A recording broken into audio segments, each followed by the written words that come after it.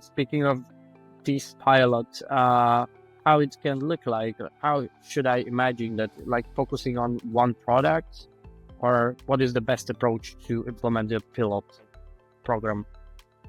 So there can be a number of ways, of course. From our perspective, a good way is to focus on something that is scalable. So something that can be built upon, not something that you do and then you throw away and then you start fresh for the full implementations. We would normally look at, from protocol, we would normally look at doing with like one or two products and kind of really trying to go through the full process as much as possible with readily available information to create the DPPs for those products and really see, okay, how did that go? Who do we need to be more engaged?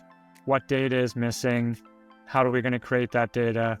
And how could we make this implementation smoother when we go full scale with this? For example, operations also have to be engaged. I didn't even mention that before, but DPP is not just a digital component. It's actually digital.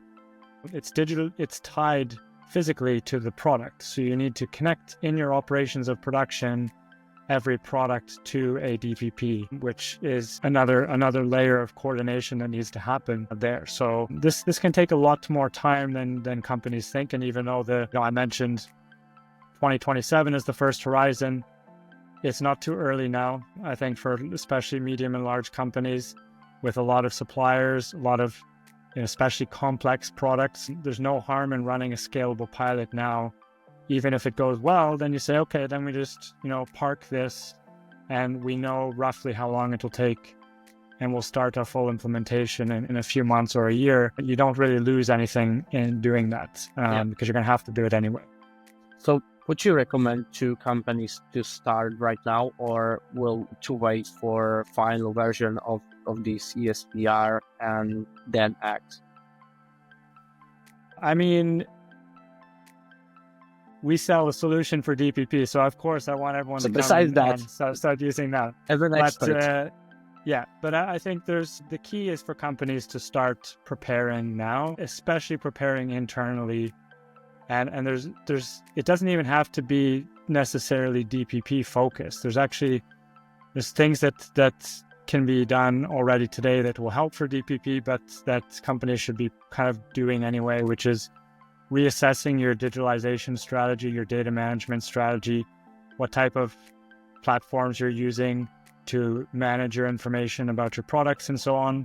And also LCA is a key component of DPP. It's going to be required probably for most products to have an LCA done that will be kind of shared in the DPP.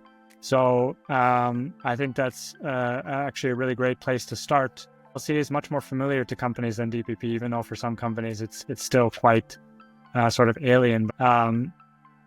The information that you need to do an LCA and the information that you get from doing an LCA makes up a very big chunk of actually what is going to be in the DPP itself. We did a rough assessment of the battery regulation, which is the only one we have with specific data points, and estimate approximately 40% of the information that's going to be required in the DPP in terms of number of points, not total volume of information.